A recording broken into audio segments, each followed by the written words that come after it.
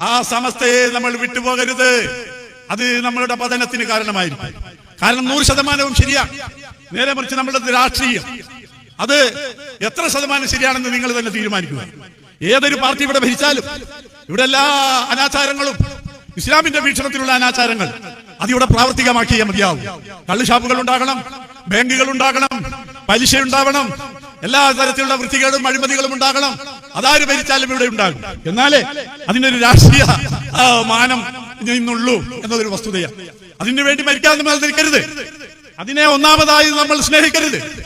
അത് നമ്മളെ പതനത്തിലേക്ക് കൊണ്ടുപോകും. അത് നമ്മളെ നരകത്തിലേക്കാണ് ചിലപ്പം കൊണ്ടുപോവുക. കാരണം അങ്ങനെ തെറ്റിദ്ധരിച്ചുകൊണ്ട് നമ്മുടെ സുന്നത്ത് ജമാഅത്തിന്റെ ഇടയിലുള്ള ചിലർ തന്നെ ബാങ്ക് പ്രസിഡന്റുമാരാകുന്നു, ബാങ്കിന് വേണ്ടി പ്രവർത്തിക്കുന്നു. അതേപോലെ ആ തരത്തിലുള്ള പല കാര്യങ്ങളും ചെയ്യുന്നു. എനിക്കറിയാം, നമ്മുടെ എതിർചേരിയിലുള്ള ചില പ്രസ്ഥാനങ്ങളുടെ ആൾക്കാർ പോലും ആ തരത്തിൽ ബാങ്ക് പ്രസിഡന്റുമാരും ഒക്കെ ആയിരുന്നു.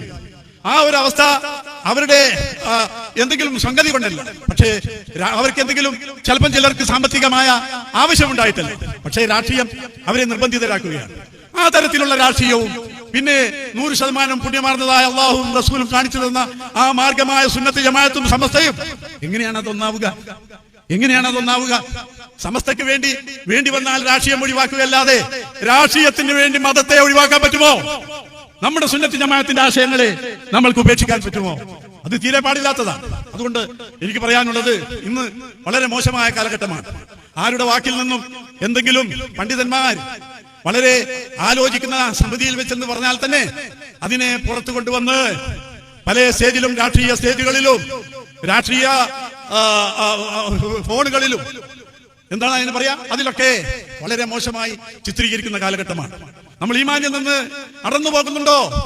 നമ്മളുടെ വിശ്വാസത്തിൽ നിന്ന് നാം വ്യതിചലിക്കുന്നുണ്ടോ എന്ന് നാം രാത്രി മലർന്നു കിടന്ന് അള്ളാഹുവിനെ ഓർമ്മിച്ചുകൊണ്ട് നാം ചിന്തിക്കേണ്ടതുണ്ട്. നാം മനസ്സിലാക്കേണ്ടത് നമുക്ക് ഏറ്റവും വലുത് സമസ്തയാണ് നമ്മളെ മക്കളെ മുസ്ലിങ്ങളാക്കിയത്. സമസ്തയാണ് കഴിഞ്ഞുപോയ തലമുറയെ മുഅ്മിനീങ്ങളാക്കിയത്. ബഹുമാനപ്പെട്ട സമസ്തയാണ് നമ്മളെ പിതാക്കന്മാരെയും പ്രപിതാക്കന്മാരെയും ഉമ്മമാരെയും ഉമ്മാമ്മമാരെയും അങ്ങനെ നമ്മളുടെ മുഴുവൻ കുടുംബത്തിനെയും യഥാർത്ഥ മുഅ്മിനാക്കികളാക്കി ചേർത്തത് സമസ്തയുടെ സ്ഥാപനങ്ങളും സമസ്തയുടെ പണ്ഡിതന്മാരുമാണ്. അതൊക്കെ എന്തെങ്കിലും ഭൗതികമായ താല്പര്യത്തിന് വേണ്ടി. ഇപ്പോഴതാണ് ഭൗതികമായ താല്പര്യമാണ് 90%. ഞാൻ പറയുന്നത് ഏതെങ്കിലും പാർട്ടി നമ്മുടെ അത് വേണ്ടെന്നല്ല ഞാൻ പറയുന്നത്. പക്ഷേ ആ പാർട്ടിക്ക് ഒരു പരിമിതി കൽപ്പിക്കണം.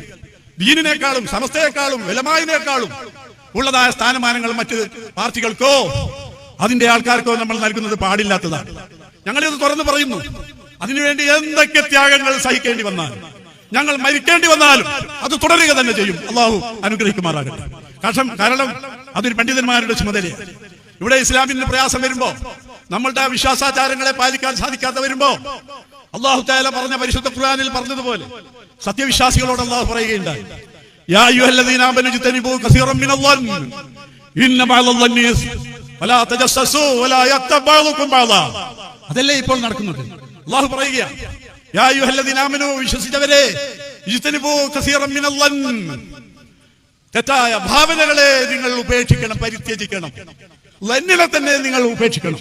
ലന്നി എന്ന് പറഞ്ഞാൽ കാര്യകാരണമില്ലാതെ, നമ്മൾക്ക് ബോധ്യപ്പെടാതെ, ആരെങ്കിലും മണ്ടനോ അടകോടനോ പറഞ്ഞത് കേട്ടുകൊണ്ട് നമ്മൾ മറ്റുള്ളവരെ വിധിയെഴുതുക. നമ്മൾക്ക് ബോധ്യപ്പെടാതെ അല്ലാഹു തആല പറഞ്ഞിട്ടുണ്ട് പരിശുദ്ധ ഖുർആനിൽ, ഇദാ ജാഅകും ഫാസിഖുൻ ബിനബയ്യിൻ ഫതബയ്യനു. ഫാസിഖ് എന്നാണല്ലോ പറഞ്ഞത്, പച്ച മലയാളത്തിൽ തമ്മാടി എന്നാണ്. ഇദാ ജാഅകും ഫാസിഖുൻ, ഒരു കുറ്റവാളി നിങ്ങളുടെ അടുക്കൽ വന്നാൽ, ബിനബയ്യിൻ, ഏതെങ്കിലും ആരെയെങ്കിലും കുറിച്ച്, പണ്ഡിതനെ കുറിച്ചോ അല്ലാത്തവരെ കുറിച്ചോ എന്തെങ്കിലും ഒരു വൃത്താന്തവുമായി വന്നാൽ നിങ്ങൾ വിശ്വസിക്കരുത്. ഫതബയ്യനു, അതിനെക്കുറിച്ച് ആലോചിക്കണം.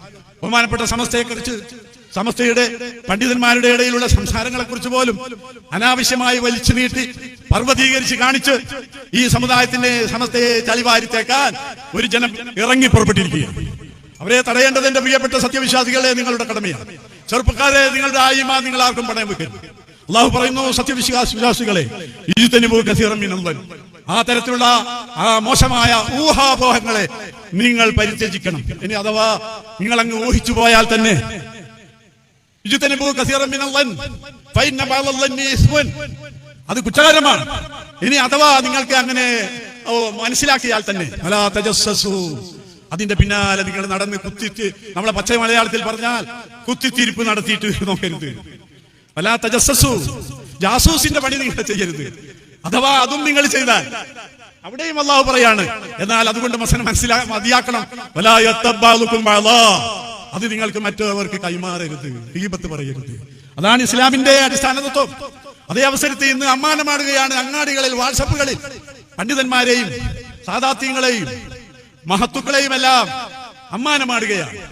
മാത്രമല്ല പണ്ഡിതന്മാരാണെന്ന് നടിക്കുന്ന ചിലര് പരിശുദ്ധമായ സുന്നത്ത് ജമാഅത്തിൽ നിന്ന് വ്യതിചലിച്ചുകൊണ്ട് വഹാബി മൗദൂദി ആശയങ്ങൾ അവർ മറ്റുള്ളവർക്ക് ഒളിച്ചു കടത്തിയും കൊണ്ട്, നേരായ വഴിക്കല്ല, ഒളിച്ചു കടത്തിയും കൊണ്ട് ബഹുമാനപ്പെട്ട സമസ്ത കേരള ഇസ്ലാം ജമിയത്തുൽ ഉലമയുടെയും ഇസ്ലാം മത വിദ്യാഭ്യാസ ബോർഡിന്റെയും ഒക്കെ അടിസ്ഥാന സ്ഥാപനങ്ങളെ അതിൽ ഒളിച്ചു കടത്തി, അതിൽ ഭരണഘടനയിൽ മാറ്റി അവരുടെ സ്വന്തം താല്പര്യത്തിന് വേണ്ടി ഒരു സംഘടനയൊക്കെ ഉണ്ടാക്കി. എല്ലാവർക്കും അറിയുന്നതാണ്, എല്ലാവർക്കും അന്നം തിന്ന എല്ലാവർക്കും.